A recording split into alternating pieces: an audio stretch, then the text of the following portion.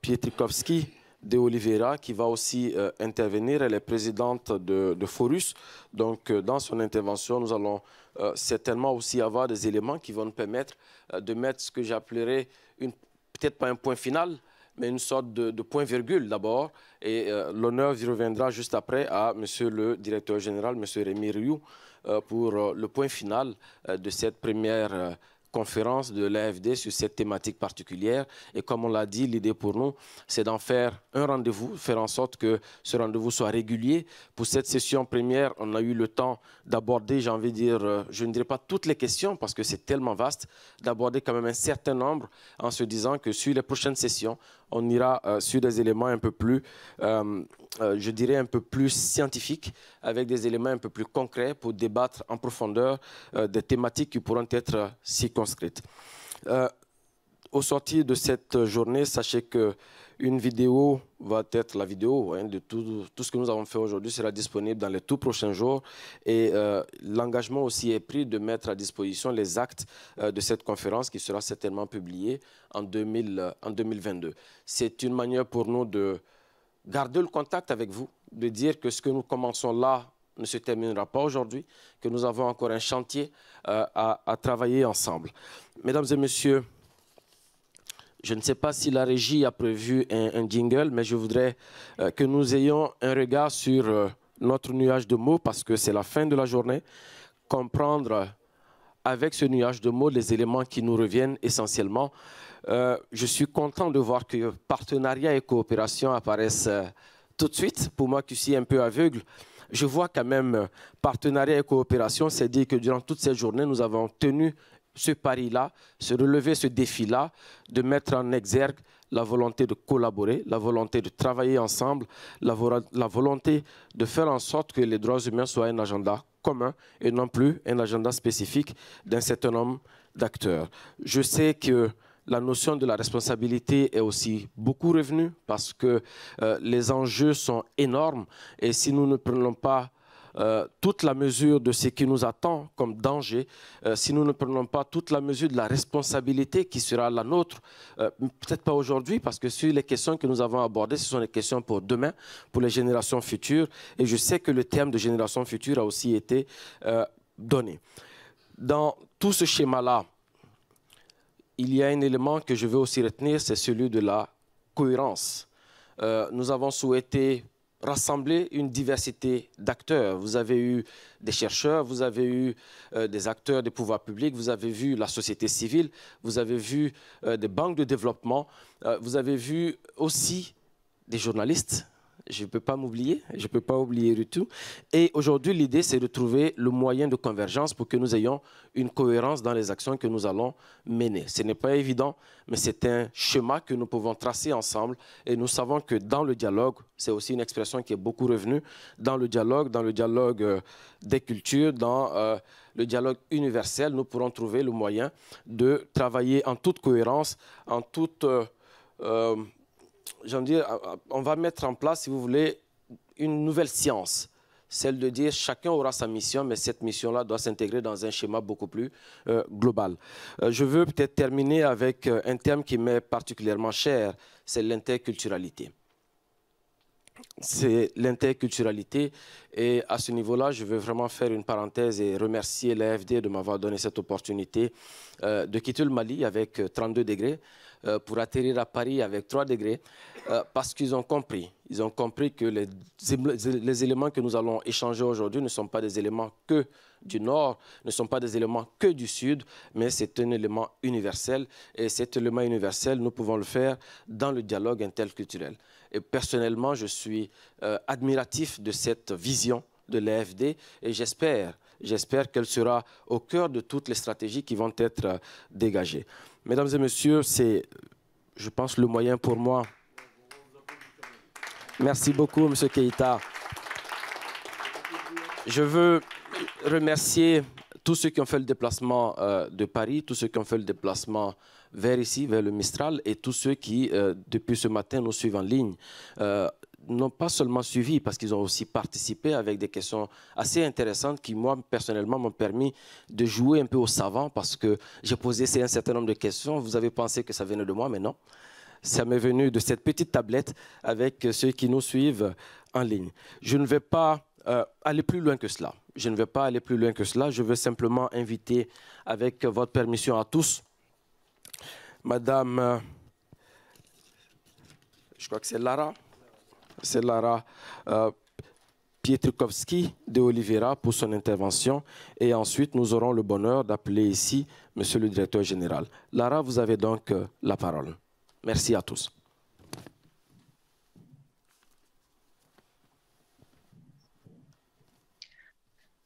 Hello, good afternoon. Bonjour, bonjour à tous.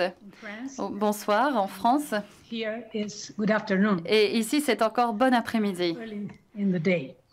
Ladies and gentlemen, Mesdames et messieurs, je vous remercie de cette invitation à présenter nos idées dans ce débat important. Parler des droits humains dans le contexte actuel n'a rien de facile, non seulement à cause de la complexité du sujet, mais également à cause des progrès dans les cadres qui ont été mis en place au cours des dernières décennies avec de nombreuses luttes politiques. Et ces cadres sont aujourd'hui à risque. Et aujourd'hui, avec notre organisation qui représente des organisations de société civile du monde entier, j'aimerais lancer un appel à l'action tel que nous l'avons entendu aujourd'hui. Nous avons tous des rôles différents et nous avons tous un rôle à jouer dans cette construction dans le monde entier.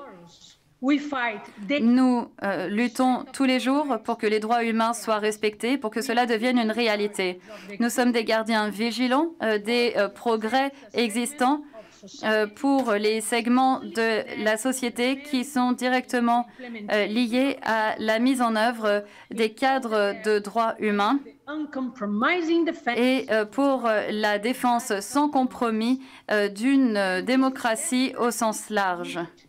Et cela, nous en avons désespérément besoin. Et cela apparaît tout particulièrement dans la crise énergétique et la crise alimentaire, et également dans la crise liée à la COVID-19 et dans la crise des systèmes politiques des soi-disant démocraties modernes.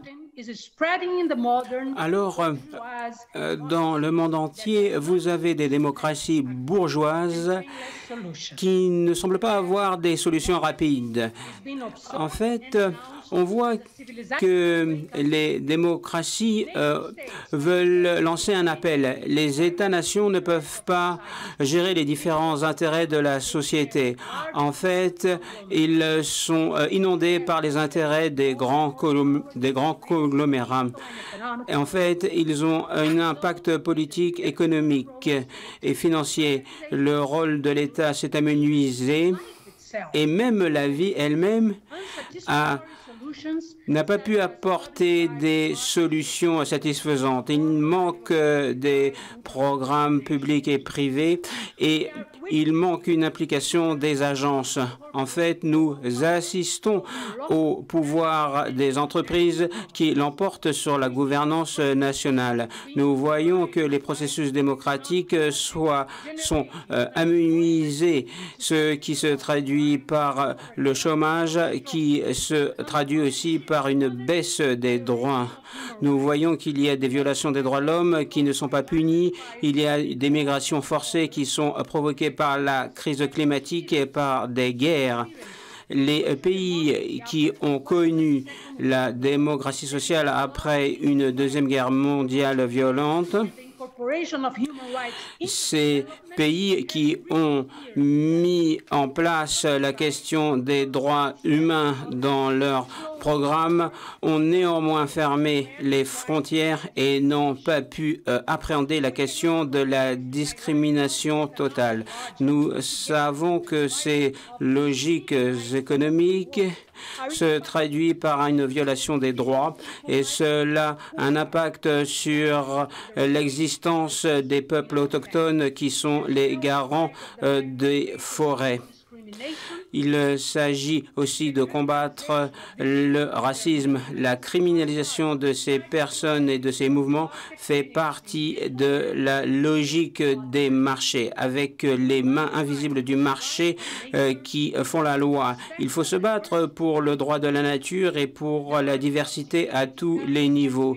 La logique de la sécurité se fait souvent au détriment de la liberté et de l'égalité. C'est vrai que cela est accentué par la crise. On voit qu'il y a des inégalités suite à la Covid. Certains pays se ferment et ces pays n'agissent pas dans un esprit de solidarité.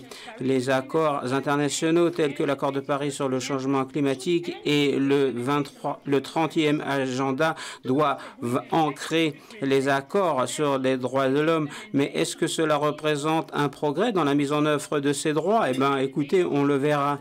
La conférence des Nations Unies sur le développement en 1982 a été un jalon majeur en matière de politique environnementale et a mis en œuvre un agenda de l'environnement pour les prochaines décennies.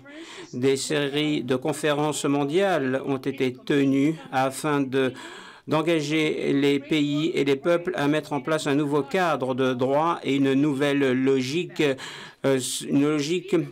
portant sur la signification du développement humain. Ce qui est important, c'est la confiance politique. Ce qui est important, c'est la légitimité.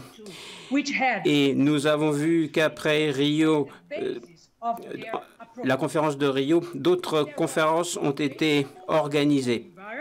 L'environnement politique était favorable. En fait, il s'agissait de débattre des personnes ou de qui allait payer, qui allait financer. Donc, en réalité, c'est une des questions qui a interrompu les négociations. Ce qui est important, c'est de restructurer les institutions et de redéfinir les acteurs qui prennent les décisions dans les forums internationaux.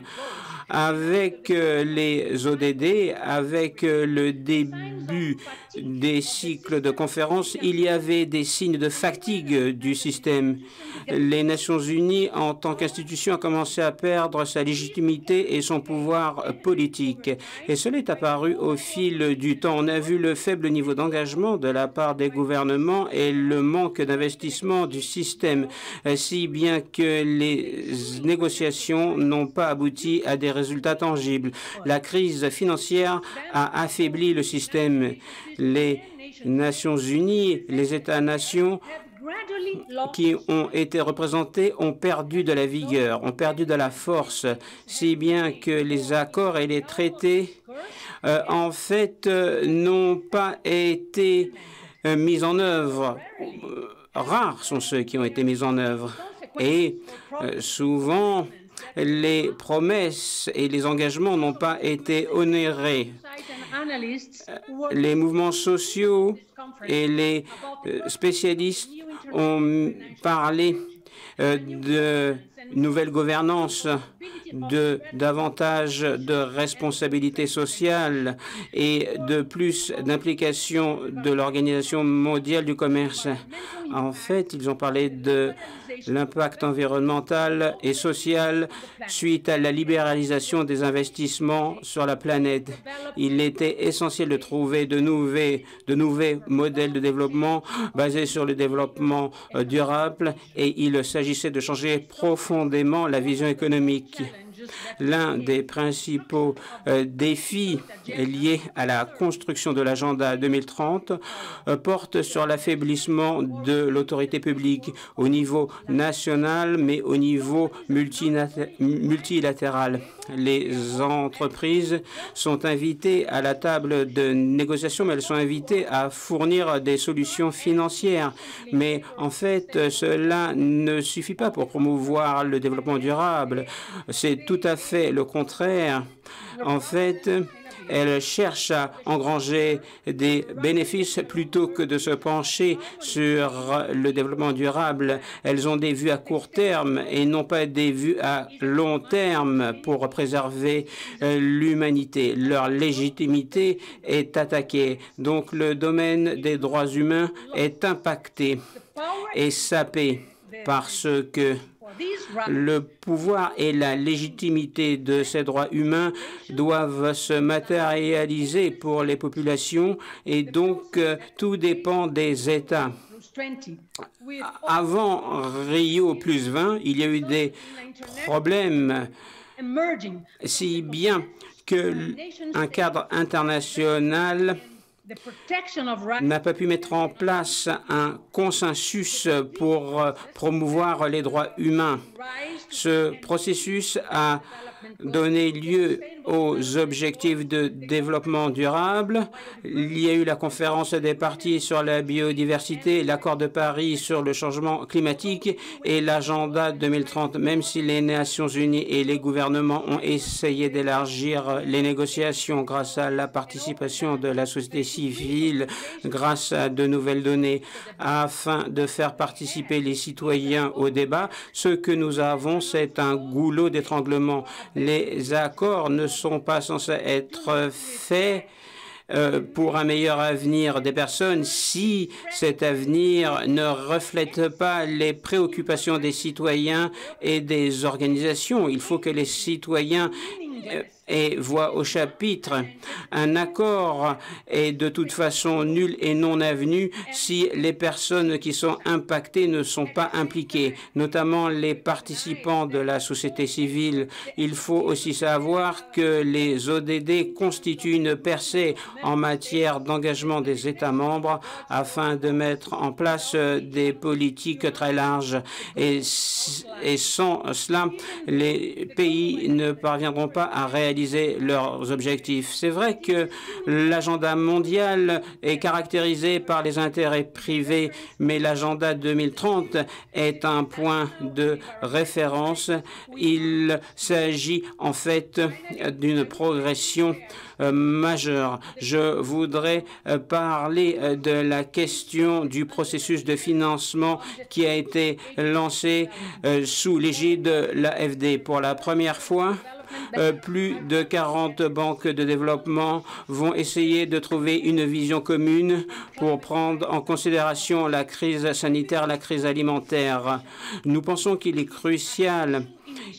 C'est une initiative essentielle parce que grâce à ces initiatives, nous serons en mesure de mettre en place des changements au sein des politiques publiques en incorporant le cadre des droits et de la démocratisation. Ces processus peuvent devenir un cadre exemplaire qui nous guidera vers un espace multilatéral avec des acteurs qui seront prêts à mettre en place des valeurs basées sur le respect et la promotion des droits humains. Mais pour que ces initiatives soient une étoile polaire, il faudra prendre en considération l'inclusion de la société civile, les défenseurs des droits humains et tous ceux qui sont censés tirer parti de ces financements, c'est-à-dire les personnes sur le terrain. C'est pour cela qu'avec l'AFD, avec la Fédération internationale des droits humains, nous nous engageons à préconiser l'adoption d'une approche reposant sur les droits humains dans tous les espaces. Parce que, bien évidemment, nous devons être les gardiens des droits existants. Nous devons viser plus haut, plus loin, afin d'avoir des cadres qui soient meilleurs. Parce qu'il y a des égards dans le monde et il faut prendre en considération les réalités sur le terrain. Les réalités n'ont jamais été aussi sombres sur le terrain que ce n'est le cas aujourd'hui. Merci. Merci beaucoup à vous, Madame, pour cette intervention qui, en définitive, me sert de conclusion. Je pense qu'elle aura tout dit sur l'émission, sur les débats que nous avons eus aujourd'hui. Je n'aurai pas grand-chose à ajouter. Vous remercier pour cette intervention qui vient du cœur. On le voit, on le sent. et vous remercier aussi justement de ce positivisme qui vient, même si même si nos constats ont été assez sombres, comme vous le dites à la fin, nos constats dès le départ ont été assez sombres et c'était même inquiétant pour moi au début. J'ai dit, mais j'ai fait le déplacement de Paris pour me constater que le monde va si mal que ça. Mais à la fin, je pense que nous avons un certain nombre de solutions. Tout de suite, pendant votre intervention, je me suis amusé un petit peu à voir un peu les thématiques qui ont été abordées toute la journée et je me rends compte que en une journée, on s'est vraiment amusé à toucher un peu à tout. On parle de la liberté de la presse, bien sûr, des droits humains, de démocratie, de citoyenneté, de développement, de sécurité, de dignité. On a parlé d'intelligence artificielle, vous avez insisté là-dessus, d'objectifs de développement durable, de solidarité, de climat, de migration, de société civile, de banques et d'acteurs du développement, et surtout, d'approches fondées sur les droits humains. Je voudrais en cet instant, avec votre permission à tous, ici, inviter donc Monsieur le Directeur Général de l'AFD, mais avant, je veux que cette salle m'autorise par des applaudissements à remercier 2 personnes qui ont œuvré jour et nuit, j'en suis témoin, pour que cette session soit une réussite. Je veux saluer ici Sarah Hayes et M. Farid Lamara pour leur capacité à transcender les défis, parce que c'était un vrai défi organisationnel, surtout sur la dernière semaine où malheureusement la Covid s'est invitée dans ce que nous étions en train de faire. Grand merci à vous. Monsieur le Directeur Général, les défis sont grands, nous l'avons dit, mais les solutions ne sont pas inaccessibles. Et je pense qu'elles émergeront, et elles émergent déjà du dialogue constructif. Et une des solutions que je retiens de notre débat, c'est que l'urgence d'un nouveau modèle pour notre monde s'impose et il nous appartiendra de le construire. Monsieur le Directeur Général, Monsieur Rémy Rioux, pour sa conclusion, et nous allons simplement vous remercier pour votre patience, vous remercier pour votre temps d'écoute, tout simplement. Monsieur le Directeur Général, vous avez la parole.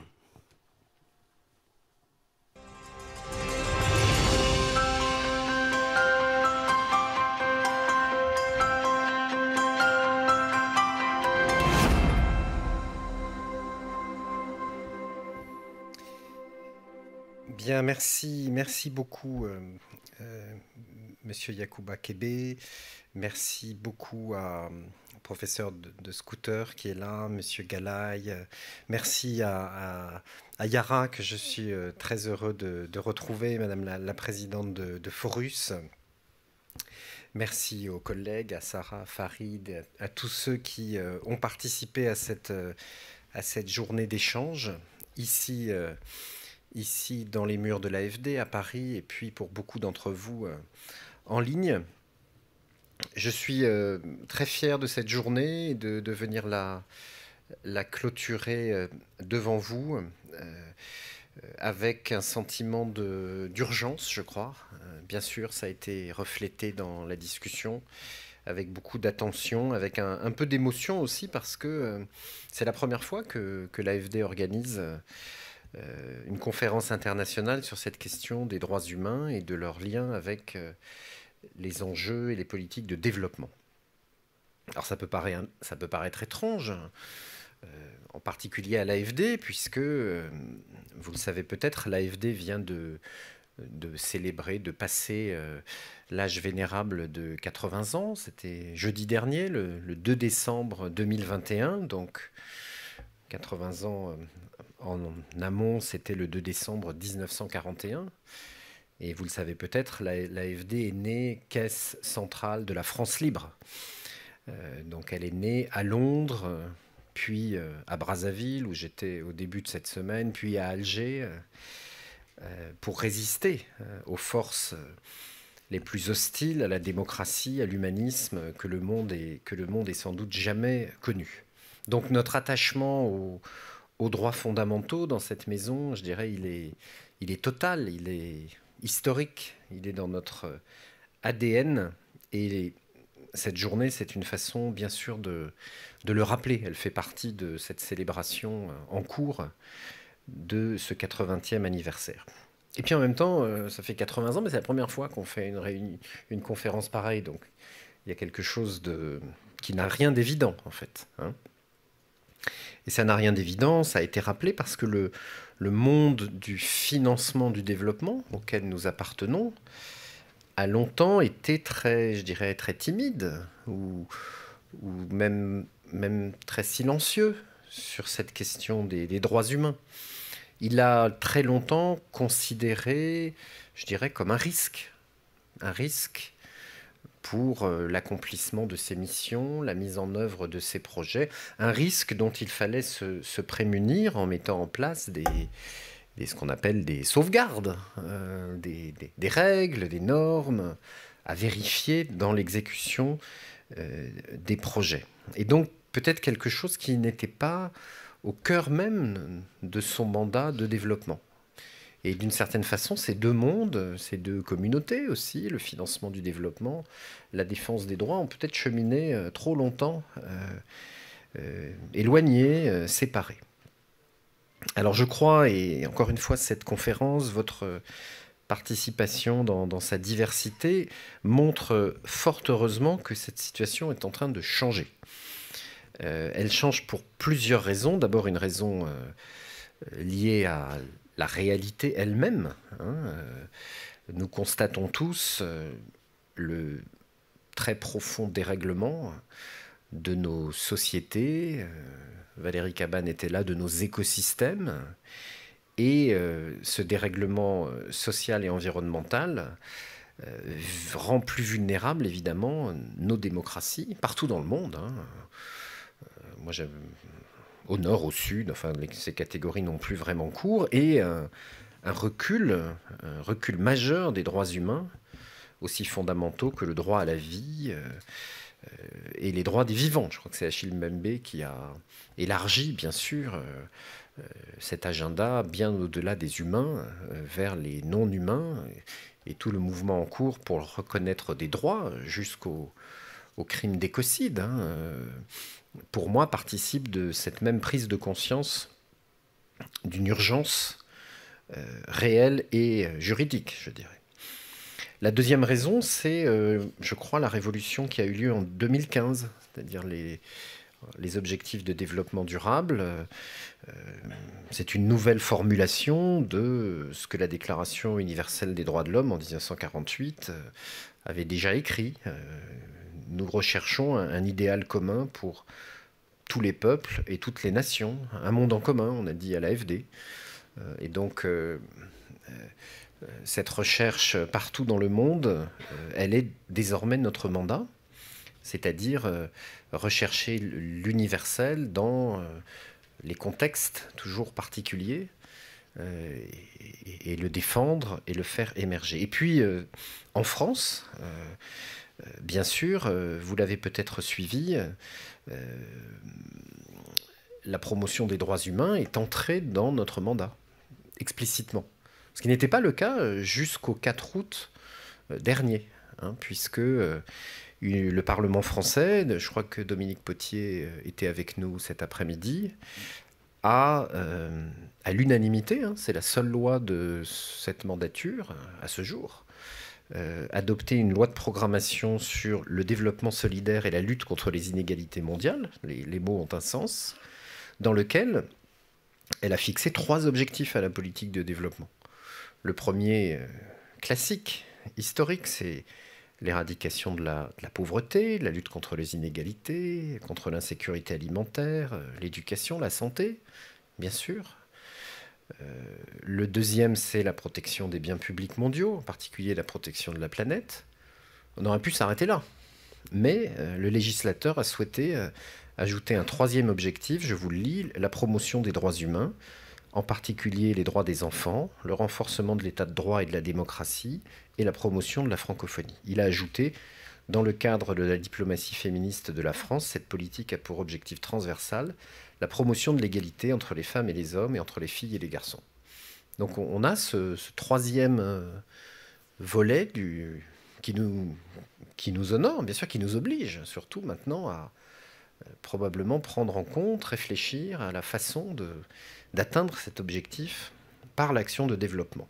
J'ajoute, bien sûr, vous l'avez peut-être suivi, les engagements du président de la République française, Emmanuel Macron, qui a organisé le 8 octobre dernier à Montpellier un nouveau sommet entre l'Afrique et la France, dans lequel il a dialogué avec, je ne dirais pas des représentants, mais des acteurs des sociétés africaines, et que cette question des droits, cette question de la démocratie est venue très vite, très haut, très fort dans la discussion. Le président s'est engagé à y répondre, et notamment par, comme lui avait proposé Achille Bembe, la création d'un fonds d'innovation pour la démocratie en Afrique, en lien avec nos propres innovations et ailleurs dans le monde sur lequel nous travaillons. Alors ça, c'est je dirais, c'est d'où nous venons, et puis ce contexte nouveau. La question que je voulais aborder avec vous maintenant, c'est, et encore une fois, merci pour toutes vos contributions aujourd'hui, parce que nous sommes en réflexion, en fait, en travail, sur ce nouvel espace stratégique, finalement, qui s'ouvre devant nous, qui n'est pas simple, qui est déjà occupé, bien sûr, par tant d'acteurs qui combattent pour les droits humains, que nous respectons, que nous soutenons, que nous finançons parfois. Mais on a besoin de vous, évidemment, pour essayer de bien discerner et construire notre contribution, en fait. Quelle pourrait être la contribution d'une institution comme l'Agence française de développement à ce nouvel agenda. Et une contribution, évidemment, qui procéderait de ce qu'est déjà cette maison, en lui ajoutant, finalement, une autre dimension. Et il me semble que cette contribution, elle peut être double. Elle est d'abord la capacité fantastique à cette maison, unique en France, en tout cas, certainement, à se décentrer. C'est-à-dire, on a notre anniversaire, on l'avait baptisé 80 ans du côté des autres. Formule un peu radicale, hein, mais je crois assez profondément exacte, qui est évidemment l'AFD, encore une fois, elle est née en Afrique. Elle vit en Afrique et maintenant partout dans le monde. Sa force, c'est son réseau d'experts, d'ingénieurs, de gens qui cherchent à comprendre très profondément les sociétés dans lesquelles ils doivent intervenir et les droits qui y naissent. Donc, je dirais cette discussion qui a dépassé évidemment les catégories usuelles avec les objectifs de développement durable, ce moment où nous sentons tous la fragilité jusque dans nos propres pays. Joe Biden l'a dit d'ailleurs, s'agissant des États-Unis d'Amérique, je crois, lors du sommet sur la démocratie qui a eu lieu hier. Dans ce tremblement, je crois que c'est très important d'avoir un acteur, avec d'autres, hein, bien sûr, mais qui peut ramener des éléments de comparaison, des éléments de repérer les innovations, les financer, essayer de comprendre du moins en profondeur ces dynamiques et bien faire partager le fait que cette question des droits humains, elle vient bien sûr de nos propres pays, mais il y a un très puissant mouvement qui vient du Sud sur ces sujets. Une très grande aspiration à la justice sociale, politique, climatique, dont on peut s'inspirer. Et puis la deuxième, peut-être la deuxième valeur ajoutée, peut-être qu'une institution comme l'AFD pourrait apporter à ce débat, c'est le fait que nous sommes un financeur du développement. C'est-à-dire, notre sujet, c'est changer la réalité, en fait, la société,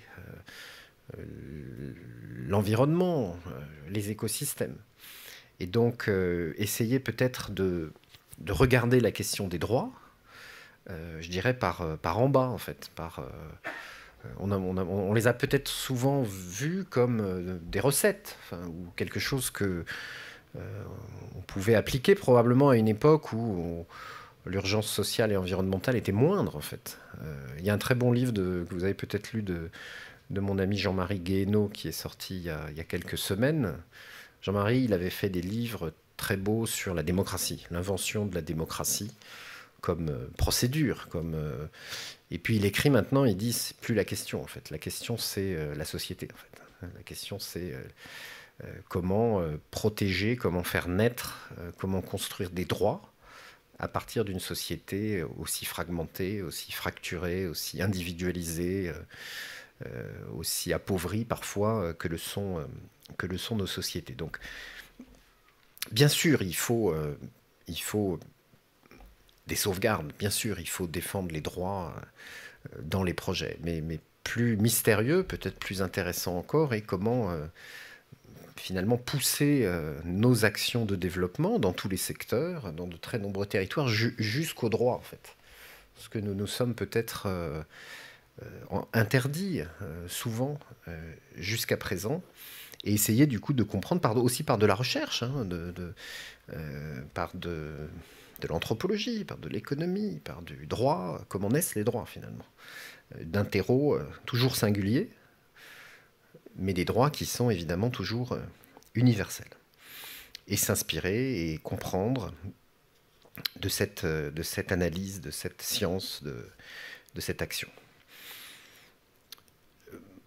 Ayant dit cela, évidemment, comment l'AFD aujourd'hui peut se saisir de ce sujet? Alors vous avez peut-être entendu le président de la République et le Premier ministre, même la semaine dernière, annoncer que l'AFD allait changer de nom. Donc changer de nom, c'est important pour une institution.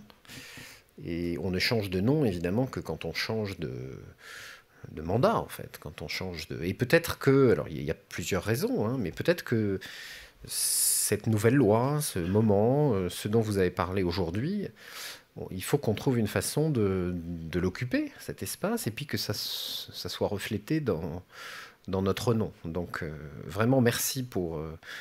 J'ai vu, là, il y a plein de mots au-dessus de moi, donc je ne sais pas s'il y a le nouveau nom de l'AFD dedans. À vous dire la vérité, pas de suspense, je ne le connais pas, ce nouveau nom. Il doit naître de délibération collective, d'une intelligence comme celle que vous nous avez apportée toute la journée.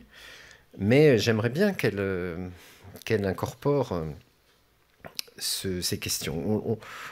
Bien sûr, on occupe de plus en plus le sujet des inégalités. On a fait un travail très important grâce à la Commission européenne qui nous a financé une facilité de recherche. On avait fait un grand colloque, d'ailleurs, je crois, il y a 1 an ou 1 an et demi sur ces sujets, qui a beaucoup de résonance avec celui de ce jour. On va un peu plus loin, là encore, en réfléchissant à cette approche du développement fondée par les droits humains et les liens entre ces différentes dimensions. Et donc on va dans le changement de nom, et puis Philippe Jachamp est devant moi, dans le nouveau plan d'orientation stratégique que nous sommes en train d'imaginer, de construire, prendre en compte le message de cette conférence. On a déjà pas mal d'éléments pour le faire, hein. On a déjà pas mal d'actions qui assurent la promotion, font naître des droits. Il y a tout ce que fait notre guichet pour la société civile qui s'appelle OSC. Au cours des 4 dernières années, on a financé plus de 60 millions de projets directement liés à la question des droits humains. On a eu le renfort évidemment du Forum Génération Égalité au mois de juillet. C'était 2020. Le temps passe, au cours duquel, donc sur cette question évidemment qui est un marqueur essentiel des droits et de l'égalité de genre, on a lancé ce fonds de soutien aux organisations féministes. 55 projets ont déjà été financés pour 80 millions d'euros, là aussi source d'inspiration, d'enseignement partout dans le monde. Et puis, on a désormais la responsabilité de la mise en œuvre des actions françaises en matière de gouvernance. Gouvernance, c'est un autre mot pour dire état de droit, justice, participation citoyenne, médias, démocratie, en somme. je n'aime pas beaucoup ce mot d'ailleurs, il est un peu mécanique pour quelque chose qui ne l'est pas. Et dans ce cadre, on commence à développer des dialogues de politique publique avec un certain nombre de pays qui, là aussi, sont très pertinents pour aborder de façon plus franche, plus nette, plus offensive, sans doute, la question des droits humains dans différents domaines. Et puis je dirais plus largement, je crois que c'est toute l'activité de l'AFD, tous ces projets, qu'il s'agisse encore une fois d'eau, de création d'emplois, d'infrastructures, qu'on pourrait essayer de, encore une fois, je répète ma formule, de pousser jusqu'au droit en fait, en partant de l'action de développement pour avoir ce dialogue jusqu'à la loi peut-être. Ça arrive, hein, on a beaucoup d'exemples en fait où d'une action de développement on est parvenu à changer la législation et à créer des droits. Peut-être essayer de le faire de façon plus systématique. Je termine en vous annonçant quelques initiatives plus concrètes encore qui seront portées par l'AFD et qui peuvent être vues comme la preuve de notre résolution, de notre engagement sur ces sujets. Et je remercie tous les collègues qui les portent. On va, avec la société civile l'année prochaine, poursuivre nos travaux. On va en particulier lancer un programme triennal qui s'appelle Liberté, soutien aux défenseurs des droits humains, via notre guichet OSC. On va également lancer l'année prochaine un appel à projets destiné à promouvoir des projets innovants portés par des défenseurs de l'environnement. Donc là aussi, sujet qui a été abordé aujourd'hui. Et on sait la situation souvent très, très difficile, très dangereuse, mortelle parfois, de ces défenseurs des droits nouveaux et évidemment dont le combat ne va faire que croître et qui suppose donc un appui. Et puis on a le projet de plusieurs groupes de travail, de forums d'échange impliquant des acteurs du monde entier à partir de l'année prochaine, avec les organisations de la société civile, les institutions publiques des pays partenaires, les agences de coopération technique européennes, avec notre filiale Expertise France, les banques publiques de développement, le secteur privé. Et bien sûr, ça c'est l'AFD, donc c'est intéressant, mais c'est très insuffisant. L'autre promesse que je voudrais vous faire, et je le fais devant Yara, qui en a parlé, et je crois que Madame Bachelet aussi en a parlé, on a créé cet espace qui s'appelle Finance en commun, Finance in Common. Donc c'est même plus 450, maintenant c'est 530 banques publiques de développement, partout dans le monde, hein, là aussi, dans un monde en commun. 15% de l'investissement mondial hein, qui est public. Et je crois 530 responsables d'institutions financières publiques qui savent, en fait, je crois, la question dont on parle aujourd'hui. Ils n'ont pas forcément toujours le mandat. Nous-mêmes, nous ne l'avions pas aussi nettement qu'aujourd'hui. Ils n'ont pas forcément les outils. Ils sont parfois dans des situations de tension, de force. Mais je crois qu'il y a une disponibilité de l'ensemble de ces institutions pour faire une place plus grande à ces questions. Et évidemment, étant des institutions publiques, une capacité unique à relier les acteurs, à relier les objectifs de développement durable, les agendas, et à faire une promotion plus grande des droits en leur sein. Donc je ne sais pas jusqu'où on ira, mais je peux m'engager avec les collègues je crois que la Banque mondiale était là, mais plus intéressant encore, je dirais, Yara est au Brésil, la BNDES, la Banque de développement du Minas Gerais, tous nos amis des banques publiques dans les États eux-mêmes, partout dans le monde, avec lesquels on pourrait... évidemment, il faut avoir nous-mêmes cette expérience, mais ensuite la partager et la comparer aux leurs pour aller plus loin. Voilà donc ce que je voulais vous dire. Je termine mon propos bien sûr en vous remerciant tous. Yacouba l'a dit, je crois plus de 600 participants à cette conférence. Je remercie mon gouvernement qui, encore une fois, c'est lui qui a lancé cette évolution, qui fixe un tempo rapide, avec la validation maintenant du Parlement. Ça a commencé, à dire vrai, dès 2018 avec une stratégie française droits humains et développement qui a été l'amorce finalement, et vous voyez, reconnue, sanctionnée par maintenant une disposition législative. Je veux remercier aussi l'Union européenne. Là aussi, on est dans un moment très intéressant. On aura les 17 et 18 février prochains le sommet entre l'Union européenne et l'Union africaine, sous présidence française de l'Union européenne. Le président de la République en a très longuement parlé hier dans sa conférence de presse. Et on est surtout à l'aube de la programmation du nouvel instrument de financement du développement européen, NDC, pour les 7 prochaines années. Donc c'est maintenant aussi qu'il faut parler de ces questions et de voir comment on peut avoir plus d'ambition, les prendre en compte plus fortement dans ce que l'équipe Europe, Team Europe, c'est-à-dire la Commission européenne et toutes les institutions de développement de l'Union, les banques publiques, les DFIs, les agences d'expertise, elles sont nombreuses, peuvent apporter à cet enjeu.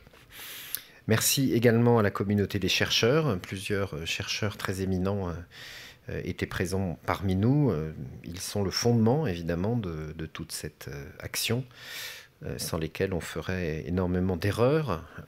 Il faut, encore une fois, la plus grande intelligence possible des contextes pour y faire naître l'universel, ou bien on peut produire les effets exactement inverses. Et puis, je l'ai mentionné, on est très très fiers du message que nous a adressé Madame Michelle Bachelet, la haute commissaire des Nations Unies aux droits de l'homme, ouvrant cette conférence, lui donnant le là et toute la force, la légitimité de son engagement, de son parcours. Son message, je crois, nous a guidés toute la journée.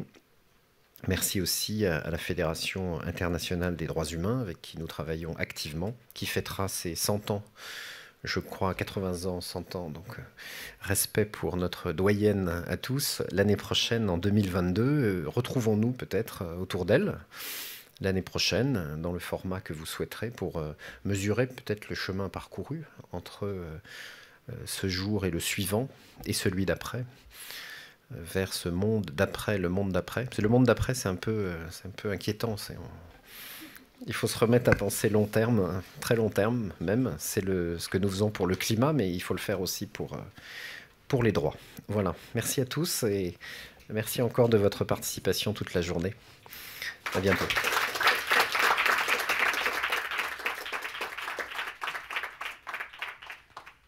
Je pense qu'à cet instant, il n'y a pas grand-chose à ajouter. Simplement que l'AFD est à la recherche d'un nouveau nom. Je vois que notre nuage de mots peut éventuellement servir. Et comme il est question des droits humains, je veux aussi glisser quelque part des droits d'auteur et dire que nous allons veiller au grain à ce niveau-là. Merci beaucoup, Monsieur le Directeur, pour cette intervention. Rappelez simplement avant de finir que la solidarité s'impose à tous, s'impose à nous, parce que tout simplement, nous sommes interdépendants. Merci à tous.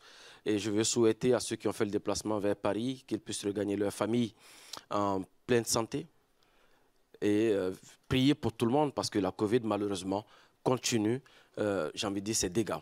Prier pour tout le monde. Merci beaucoup. Bonne soirée à tout le monde et à nous revoir certainement sur des sujets pareils, je pense. Merci beaucoup.